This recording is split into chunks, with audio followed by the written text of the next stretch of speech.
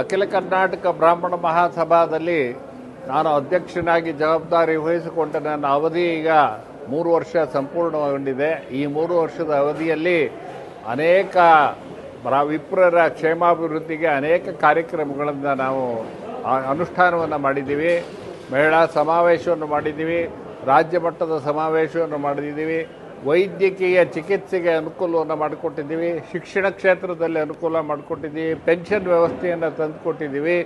ಹೀಗೆ ಅನೇಕ ಯೋಜನೆಗಳನ್ನು ತಂದಿದ್ದೀವಿ. ಈಗ ನನ್ನ ಅವಧಿ ಆದ ನಂತರ ಇದಲ್ಲದೆ ನಮ್ಮ ಬ್ರಾಹ್ಮಣ ಮಹಾಸಭೆಗೆ ಆರ್ಥಿಕ ಸ್ವಾವಲಂಬನೆ ಅಂದರೆ ನಾನು ಜವಾಬ್ದಾರಿ ತೆಗೆದುಕೊಂಡಾಗ ಸುಮಾರು 3 ಕೋಟಿ ಹಣವನ್ನು ಇದ್ದದ್ದನ್ನು ಇವತ್ತು 7.5 ಕೋಟಿ ಹಣವನ್ನು ಅಲ್ಲಿ ಶೇಖರಿಸಿ ನಾವು ಆರ್ಥಿಕವಾದಂಥ ಒಂದು ಶಕ್ತಿಯನ್ನು ತಂದುಕೊಟ್ಟಿದ್ದೀವಿ. ಮುಂದಿನ ದಿನಗಳಲ್ಲಿ ನಮ್ಮ ಅಖಿಲ ಕರ್ನಾಟಕ ಬ್ರಾಹ್ಮಣ ಮಹಾಸಭೆಯನ್ನು ಮುಂಚೂಣಿಯಲ್ಲಿ ನೇತೃತ್ವದಲ್ಲಿ ತೆಗೆದುಕೊಂಡು ಇನ್ನೂ ಹೆಚ್ಚು ಶಕ್ತಿಯುತವನ್ನಾಗಿ ಮಾಡಬೇಕು ಅಂತ ಹೇಳಿ ನಮ್ಮ ಅತ್ಯಂತ ಸಜ್ಜನರು ವೈದಿಕ ಬ್ರಾಹ್ಮಣರು ಆದಂಥ ಭಾನುಪ್ರಕಾಶ್ ಶರ್ಮಾ ಅವರನ್ನು ಅಭ್ಯರ್ಥಿಯಾಗಿ ಕಣಕ್ಕಿಳಿಸಿದ್ದೀವಿ. ಭಾನುಪ್ರಕಾಶ್ ಶರ್ಮಾ ಅವರು ಬರೀ ಪೌರೋಹಿತ್ಯ ಅಂತ ಹೇಳಿ ತಾವು ಭಾವಿಸಬೇಕಾದ ಅಗತ್ಯ ಇಲ್ಲ. ಅವರು ಅನೇಕ ಕ್ಷೇತ್ರಗಳಲ್ಲಿರ್ತಕ್ಕಂಥ ಪ್ರಮುಖರನ್ನು ಈಗಾಗಲೇ ಸಂಪರ್ಕಿಸಿದ್ದಾರೆ. ಒಂದು ಅವರಿಗೆ ಮಾರ್ಗದರ್ಶಕ ಮಂಡಳಿ ಅಂತ ಹೇಳಿ ಮಾಡಿ ಕೈಗಾರಿಕೆ, ಶಿಕ್ಷಣ, ವೈದ್ಯಕೀಯ ಇದರಲ್ಲೆಲ್ಲ ನುರಿತಂಥ ವ್ಯಕ್ತಿಗಳನ್ನು ಅವರು ಸಮಾಲೋಚನೆಗೆ ಇಟ್ಕೊಂಡು ಅವರ ಮಾರ್ಗದರ್ಶನದಲ್ಲಿ ಕೆಲಸ ಮಾಡೋರಿದ್ದಾರೆ. ಅವರು ಸಹ ಈ ನಾನಾ ಕ್ಷೇತ್ರಗಳಲ್ಲಿ ಅವರು ಕೆಲಸ ಮಾಡಿದ ಅನುಭವ ಇದೆ. ವಿಶ್ವ ಹಿಂದೂ ಪರಿಷತ್ನಲ್ಲಿ ಕೆಲಸ ಮಾಡಿದ್ದಾರೆ, ಶ್ರೀರಂಗಪಟ್ಟಣದಲ್ಲಿ ಸಮಾಜ ಸೇವೆಯಲ್ಲಿ ತೊಡಗಿದ್ದಾರೆ. ಹಾಗಾಗಿ ಇವತ್ತಿನ ದಿನ ಹುಬ್ಬಳ್ಳಿಯಲ್ಲಿ ಬಂದು ವಿಪ್ರರ ಒಂದು ಸಭೆಯನ್ನು ನಡೆದಿದ್ದೀವಿ.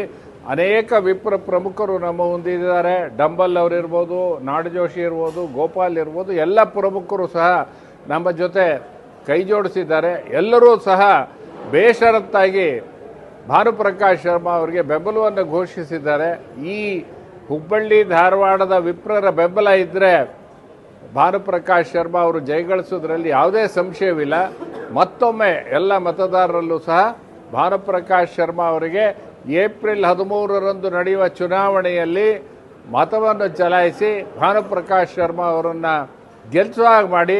ಅವ್ರ ಹಿಂದೆ ನಾವೆಲ್ಲ, ನಾನೊಬ್ಬನೇ ಅಲ್ಲ, ಅನೇಕ ಜನ ಅವ್ರ ಹಿಂದೆ ನಾವಿದ್ದೀವಿ. ಒಂದು ದೊಡ್ಡ ಶಕ್ತಿಯಾಗಿ ಬ್ರಾಹ್ಮಣರಿಗೆ ಕ್ಷೇಮಾಭಿವೃದ್ಧಿಯ ಕೆಲಸವನ್ನು ಮಾಡಿಕೊಳ್ಳೋಣ. ಇದಲ್ಲದೆ ನಾವು ನಮ್ಮ ಅವಧಿಯಲ್ಲಿ ಬೈಲಾನ ತಿದ್ದುಪಡಿ ಮಾಡಿ ಆಯಾ ಜಿಲ್ಲೆಯಲ್ಲೂ ಸಹ ಒಬ್ಬ ಪ್ರತಿನಿಧಿಯನ್ನು ಚುನಾಯಿಸ್ತಕ್ಕಂಥ ಹೇಳಿ ಒಂದು ಅವಕಾಶವನ್ನು ಮಾಡಿಕೊಟ್ಟಿದ್ದೀವಿ.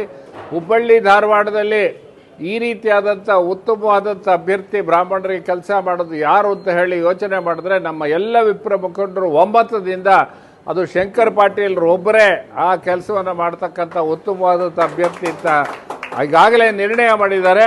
ಹಾಗಾಗಿ ಶಂಕರ್ ಪಾಟೀಲ್ರು, ಭಾನುಪ್ರಕಾಶ್ ಶರ್ಮಾ ಇಬ್ಬರಿಗೂ ಸಹ ಮತವನ್ನು ಚಲಾಯಿಸಿ ಇಬ್ಬರನ್ನೂ ಸಹ ಜಯಶೀಲರನ್ನಾಗಿ ಮಾಡಬೇಕು ಅಂತ ಈ ಮೂಲಕ ಕೇಳ್ಕೊತಾ ಇದ್ದೀನಿ.